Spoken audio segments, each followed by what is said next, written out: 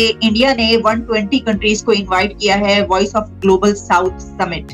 यानी अभी तो G20 आगे होना है, तो उससे पहले ही एक और बड़ी समिट हम ये देख रहे हैं जिसे कहा जा रहा है voice of global south summit. ये क्या है, इसका एजेंडा क्या है और पाकिस्तान को क्यों नहीं बुलाया गया? और इसी के साथ एक और बड़ी खबर मेरे पास मौजूद है, और वो ये है कि जो इंडिया है उसके बारे में ब्लूमबर्ग में ये खबर शाया हुई है। मुझे ब्लूमबर्ग में मिली, मैं आपको बता रही हूँ कि Modi takes steps to allow Yale Oxford to open India campuses. कमाल की खबर ये है कि ऑक्सफोर्ड और येल यूनिवर्सिटीज जो हैं, दुनिया की बेहतरीन यूनिवर्सिटीज, उनको कहा गया है कि वो इंडिया में कैंपसेस ओपन करें। मुझे बताइएगा कि ये किस तरीके से सोचा कि ये स्टेप लिया जाए और क्या उनकी तरफ से क्या जवाब आया है, क्या वो रेडी हैं इसके लिए? पहली बात, जो एक कॉन्सेप्ट है दुनिया में, करीब आप जान के हैरान होगी, 86% of the countries have less than $10,000 of GDP. 86% of the countries.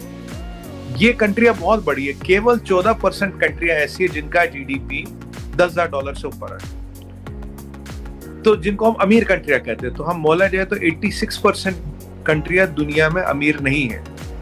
एक गलती जो हर इमर्जिंग सुपर पावर ने की है, जो हम नहीं करना चाहते, एक गलती जो हर कंट्री कर चुका वो हम अवॉइड करें, एक गलती, एक सोच को बदलने का मौका भी ला रहे हैं। गलती क्या है? जब जापान उभरा था तो जापान ने कहा will sell to America. China उभरा, चाइना ने कहा विल सेल टू अमेरिका। या वो जो 14% कंट्री हम उनको बेचेंगे, अमेरिका नंबर 1 है, उसका कोई मुकाबला नहीं। हम क्या कर रहे हैं? हम जो बढ़ रहे हैं सुपर पावर, हम कर रहे हैं बात 86% कंट्रीज की। और अगर इनमें मैं आपको एक और इंटरेस्टिंग डाटा बताऊं, आज की डेट में 3.5 to 4 billion of the consumers live in these 86% of the countries. ये इंपॉर्टेंट चीज है। 3.5 से 4 बिलियन, यानी कि दुनिया की आधी आबादी इन कंट्रियों में रहती है जो कंज्यूमर्स है। कोई बच्चे हैं, कोई बूढ़े हैं, उन्हें हम नहीं गिनते। और करीब 1 बिलियन कंज्यूमर ही रहता है डेवलप्ड कंट्रीज में। अगर मैं मैथमेटिकली भी देखूं, 3.5 to 4 billion much bigger market है देन 1 बिलियन, जहां कंपटीशन बहुत है। और पॉइंट नंबर 3 मैं बोलूं, हम कह रहे हैं वासुदेवम कुटुंबकम, the world is our family. तो हम जब आ रहे हैं तो हम अपने फायदे के लिए नहीं आ रहे हैं, हम अपना भाई मैं अपना फायदा उठा लूं, मैं अपना माल कमा लूं, वो निकल लूं, नहीं, वो मंशा नहीं है। मंशा ये है कि जो 86% कंट्रीज है, जिसमें बहुत बड़ा चीज एक अफ्रीका का है। आपको बताऊं, पूरे अफ्रीका का मिलके इंडिया से कम GDP है। पूरे अफ्रीकन कंटिनेंट का इंडिया से कम GDP है आज के डेट में।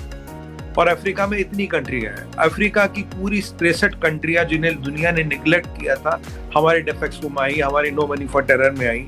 और अफ्रीका में अगर आप देखें, आज चाइना की इन्वेस्टमेंट करीब $75 बिलियन है, और हमारी इन्वेस्टमेंट आलिया जी आज के डेट में वहाँ $73 बिलियन है।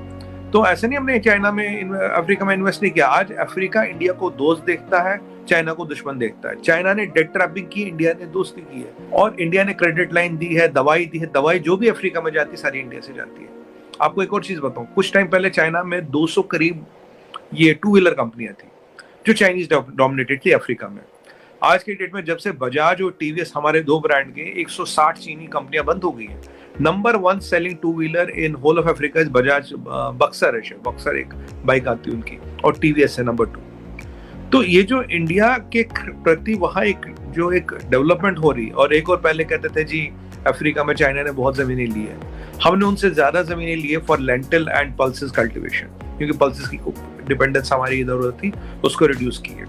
आज अफ्रीका भारत को एक अपना दोस्त समझता है और भारत के साथ चलने को तैयार है। वही बात है साउथ अमेरिका की।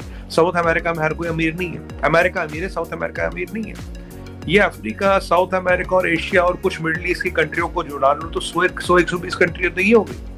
तो इन 120 कंट्रियों की बात करना है, इनके बारे में सोचना है, इनके मसलों को रखना, इनकी चीजों को चलाना, वो बात है। आपको याद होगा हमने अपना कोविन प्लेटफॉर्म 35 कंट्रियों को दिया फ्री ऑफ कॉस्ट यूज करने के लिए। आप करो जी इससे मैनेज। अफ्रीका में ऑलमोस्ट सारी कंट्रियां हमारा कोविन एप्लीकेशन यूज कर रही है कोविड मैनेजमेंट के लिए। हमने वैक्सीन 140 कंट्रियों को दी, करीब 33 कंट्रियों से हमने पैसे नहीं लिए। तो आलिया जी, तो इन सब चीजों पे काम करना है। अब आते हैं एजुकेशन पे। एजुकेशन जो मार्केट है अभी करीब 445 से 500 बिलियन डॉलर की है, और जो हायर एजुकेशन का मार्केट है करीब कोई 240 कहता, कोई 180 कहता, कोई 190 कहता। तो अराउंड अबाउट आप कह सकते हैं लगभग 170-75 करीब एजुकेशन का मार्केट है। CAGR 12.75%, amazing.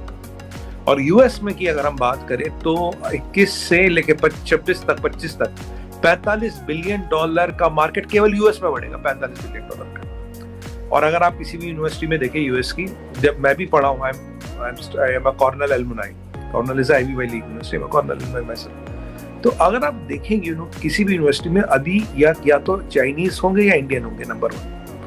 50 से 60% space is taken by Chinese and Indians, Caucasian 40% पे रह गए। किसी भी यूनिवर्सिटी के डीन देखिए आज इंडियन है, किसी यूनिवर्सिटी में थोड़े इंडियन ज्यादा, किसी में थोड़े चाइनीज ज्यादा है। पर सच्चाई ये है कि इन यूनिवर्सिटियों में पढ़ने का खर्चा बहुत ज्यादा है, 80 लाख रुपए 1 करोड़ रुपए साल का लगता है। ये हर एक की बस की बात नहीं है। हम अपनी एजुकेशन को तो बाहर ले रहे हैं, अब बाहर की एजुकेशन को हम यहाँ लाएंगे। एक तो उससे क्या होगा, ये एजुकेशन जो अभी 80 लाख में होगी, यही करीब 15-16 लाख में आ जाएगी। तो ये पूरे इंडिया के जनमानस के लिए अफोर्डेबल हो जाएगी। अभी जो हम करोड़ों रुपए, 1 करोड़ रुपए के इक्विवेलेंट के डॉलर दे रहे हैं, वो हमें नहीं देने पड़ेंगे। एजुकेशन यहाँ आएगी, नो हाउ यहाँ आएगा, रिसर्च यहाँ आएगा, इंक्यूबेटर्स यहाँ आएगी, टेक्नोलॉजी यहाँ आएगी, स्टार्टअप्स यहाँ आएंगे। पहली बात, पहला आइडिया ये। दूसरी बात, हमारे आसपास ये जो 120 कंट्रियां हैं जिनको हम 86% वाली जिनको मैं गिनता हूँ, उनको लिए आना आसान हो जाएगा। अमेरिका अफोर्ड नहीं कर पाएंगे, यहाँ तो कर पाएंगे। वैसे ईश्वर की कृपा से हमारे पास यूनिवर्सिटी और कॉलेजों की कमी नहीं है। We have lot of universities and we have lot of colleges. तो अब तीसरा पॉइंट क्या होगा, इंडिया एजुकेशन हब बन जाएगा। तो affordable quality education for all, that is the motive for India and for all. और हमने क्या बोला, हम अब जैसे स्टैनफोर्ड की बात करें, आप ऑक्सफोर्ड की बात करें, येल की बात करें, इनके साथ ऑलमोस्ट एमओयू साइन हो गया। अभी ये कागज प्रक्रिया हो रही है। एक हमारे यहाँ होता है UGC, universities grant commission. Universities grants commission एक बार वो रूपरेखा दे दे, एक मतलब फॉर्मेट दे दे, वो फिर उसके बेसिस पे एक बिल बनेगा, पार्लियामेंट में अप्रूव होगा। उससे क्या होगा, इन 3 से शुरुआत होगी, कोई भी फिर आके यहाँ कैंपस लगा सकता है। हमारे एजुकेशन सिस्टम में वो रिकॉग्नाइज होगा, वो फैकल्टी अपनी लेगा, सिस्टम अपना लाएगा, जो मर्जी लाएगा। तो आज से 2-4 साल बाद इंडिया में आपको ऑप्शन होगी, एक इंडियन यूनिवर्सिटी, एक फॉरेन यूनिवर्सिटी। और ये अमेरिका और यूके पे नहीं रुकेगा आलिया जी। हमारे काफी बच्चे, करीब हमारे 60,000 बच्चे जाते हैं ऑस्ट्रेलिया, हमारे 1 लाख बच्चे जाते हैं कनाडा। तो कनाडा और ऑस्ट्रेलिया वाले भी तो यहाँ आएंगे। फिर किसी मिडिल ईस्ट वाले को आना, किसी अफ्रीकन को आना, सबको यहाँ आना। अगर आप ये जो 120 कंट्रियां हैं, जो 86% ऑफ द दुनिया है, इनको भी तो पढ़ाई का हक है, इनको भी तो एजुकेशन का हक है, इनको भी तो तरबियत का हक है। सो Oxford not made in India, Oxford in India. So we will have 2 options. Oxford in London, Oxford in India. Yale in USA और Yale in India. ये प्रोसेस है। इंडिया को education hub for the India and for the world बनाने का vision नहीं था। ये vision और मिशन लाए हैं मोदी जी, क्योंकि अभी भी टाइप्स हैं, कोई आधा, कहीं जॉइंट वेंचर, कहीं कुछ। अब क्या है, पूरा टाइप नहीं, पूरी यूनिवर्सिटी का कैंपस आएगा। उसके उनके पास ऑप्शन होगी, वो फैकल्टी बाहर के लिए, यहाँ के लिए।